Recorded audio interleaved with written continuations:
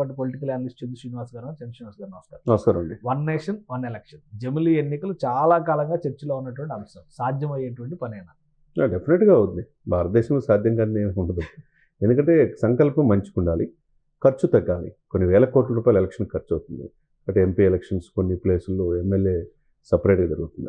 అవన్నీ కాకుండా ఒకే ఇది మీద తేవాలన్న ఆలోచనతో ఒక మంచి ఆశయంతోనే రామ్నాథ్ కోవింద్ గారిని మాజీ రాష్ట్రపతి గారిని కమిటీ వేయటం, ఆ కమిటీ 191 రోజుల్లో 13,000 పేజీల పైనే ఇవ్వటం, అంటే దేశవ్యాప్తంగా అనేక ప్లేసుల్లో వెళ్ళి ప్రత్యేకంగా వాళ్ళు నివేదిక సమర్పించడం జరిగింది.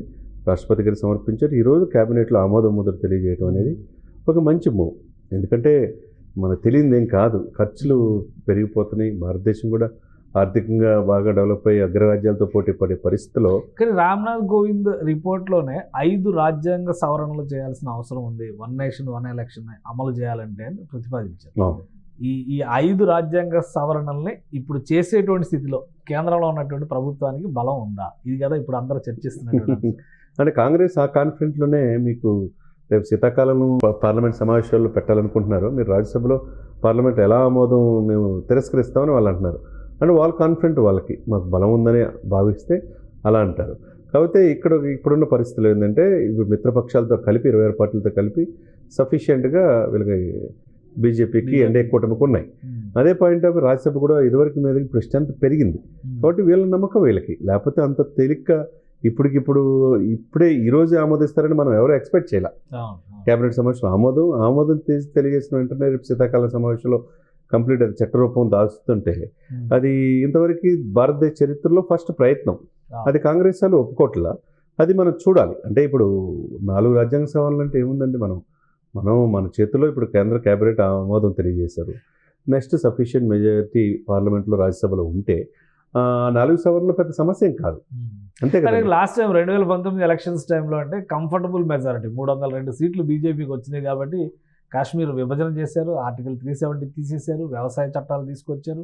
అలానే ఉమ్మడి పౌరస్మృతికి సంబంధించి ఒక అడుగు ముందుకు వేసినటువంటి పరిస్థితిని మనం చూసాం. కానీ ఈసారి కూటమిగా ఉంది ప్రభుత్వం. 2014తో 2019తో పోల్చి చూసినప్పుడు బీజేపీ వన్ సైడ్గా, అంటే మ్యాజిక్ ఫిగర్ను సాధించినటువంటి పార్టీ కాదు. 2-3 పార్టీలు కలిస్తేనే మ్యాజిక్ ఫిగర్ క్రాస్ అయ్యేటువంటి పరిస్థితి ఉంది.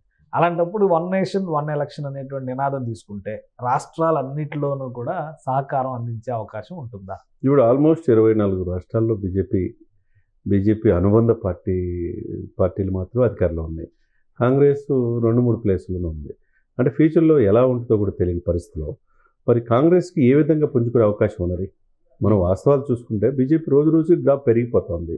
మీరన్నట్టు ఎన్డీఏ కూటమిగా ఏర్పడింది. అంతకుముందు మీరన్న సఫిషియెంట్ మెజార్టీ, వాళ్ళు ఏది కావాలంటే వాళ్ళు మీరు అన్నట్టు 370 ఆర్టికల్ కావచ్చు అన్నీ కూడా పాస్ చేసుకున్నారు. ఇప్పుడు బొటాబొటీ మెజార్టీతో కానించి ఇప్పుడు బీహార్లో నితీష్ కుమార్ గారు కావచ్చు, ఇక్కడ ఆంధ్రప్రదేశ్లో టీడీపీ కలయికలో కావచ్చు 21 ఎంపీలకి ప్లస్ అయిపోయినాయి. ఉత్తరప్రదేశ్లో సగానికి సగం తగ్గిపోయింది. అది మినీ ఇండియాగా భావించి యూపీలో బాగా వస్తుంది అనుకున్న సమయంలో కొన్ని పొరపాట్ల వల్ల తగ్గిందని అర్థమైంది. ఆ తగ్గింది ఎవరు కవర్ చేశారు? ఇక్కడ బీహార్ ఆంధ్రప్రదేశ్ కవర్ చేసింది. కాబట్టి బీహార్ ఆంధ్రప్రదేశ్ ప్రజలు కూడా ఇక్కడ ప్రభుత్వాలు కూడా జమిలీ ఎన్నికలు కావాలని కోరుకుంటున్నారు. ఇక్కడ ఆల్మోస్ట్ అన్ని దాదాపు 90% అధికారం అనుబంధ పార్టీలు 26 పార్టీలు ఎన్డీఏ కూటమిలో ఉంటే ఇంకా ఆమోదం ఈ జమిలీ ఎలక్షన్ సంబంధించిన ఆమోదం రావటం, ఆమోదించకపోవడం అనేది డౌట్ ఉండదు అనేది మన అభిప్రాయం. అంటే ఇప్పుడు ఆంధ్రప్రదేశ్లో కానీ తెలంగాణలో కానీ ప్రాంతీయ పార్టీలు చాలా వరకు ఈ జమిలీ ఎన్నికలు అనేవి వస్తే జాతీయ పార్టీల బలం పెరుగుతుంది అనేటువంటి అభిప్రాయంతో ఉన్నాయి. ఈ పార్టీలన్నీ ఇప్పుడున్న స్థితిలో మద్దతు తెలిపేటువంటి అవకాశం ఎంత అనుకుంటున్నారు? సార్ డెఫినెట్గా కేశవ్ గారు, మీకు తెలియదు కాదు, వెస్ట్ బెంగాల్లో గ్రాఫ్ మొన్న ఒక డాక్టర్ మీద అత్యాచారం విషయంలో గ్రాఫ్ తగ్గిపోయింది మమతా బెనర్జీ. తర్వాత కేరళ ఒకటి ఉన్నది, కేరళలో చూస్తున్నాం మన పరిస్థితి. ఇకపోతే తమిళనాడు అంటే వాళ్ళు మేమే అనే ద్రవిడ ఇది అనేది సంస్కృతి ఇప్పటికీ ఇది ఉంటుంది. దాని స్థితి నుంచి విజయ్ అనే వ్యక్తి కొత్త పార్టీ పెడుతున్నారు. ఇక్కడ ఈ 3 రాష్ట్రాలు తప్పితే మిగతా దేశంలో మొత్తం యావత్తు కాషాయమయం అయిపోయిందా లేదా?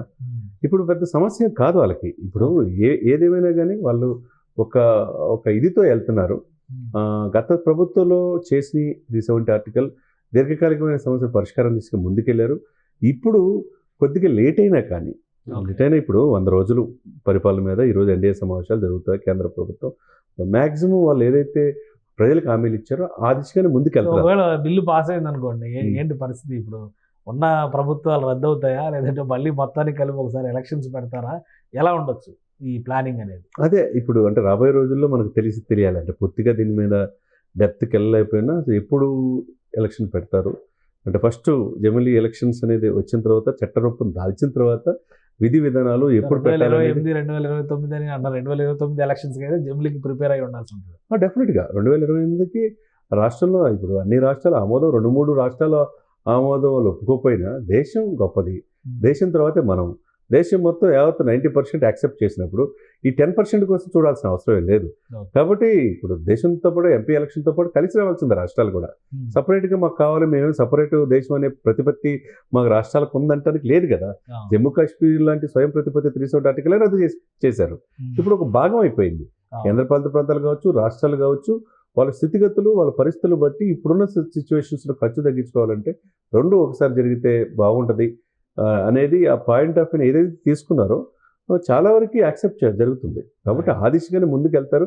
దీంట్లో ఇప్పుడు వెనక రాజ్యసభలో గట్టెక్కుతారా? రాజ్యసభలో చాలా ట్విస్టీగా ఉంది, కొంచెం బలం తక్కువ ఉంది, ఇలాంటి చర్చ నడుస్తుంది. సరే, లోక్సభలో కూటమి పరంగా బలం ఉన్నప్పటికీ కూడా రాజ్యసభలో పరిస్థితి ఏంటి? డెఫినెట్గా రాజ్యసభలో కూడా గట్టెక్కుతారు. ఇదివరకు మీద ఇప్పుడు రాజ్యసభలో ఊహించిన విధంగా ఎంపీ ఎలక్షన్లు గత ఎలక్షన్లో మనం చూసాం, ఎక్కువ పార్లమెంట్లో ఉన్నారు. కానీ రాజ్యసభలో ప్రతి బిల్లుకి కూడా చాలా వేరే మంది డిపెండ్ అవ్వాల్సిన పరిస్థితి ఉండేది. ఇప్పుడు ఆ పరిస్థితి లేదు. క్రమేపీ బీజేపీ మిత్రపక్షాల యొక్క స్ట్రెంత్ అనేది రాజ్యసభలో కూడా పుంజుకుంది. కాబట్టి రాజ్యసభ పార్లమెంట్ రెండిట్లో కూడా ఈ బిల్లు ఆమోదం రేపు శీతాకాలంలో జరిగే అవకాశం స్పష్టంగా కనపడుతుంది.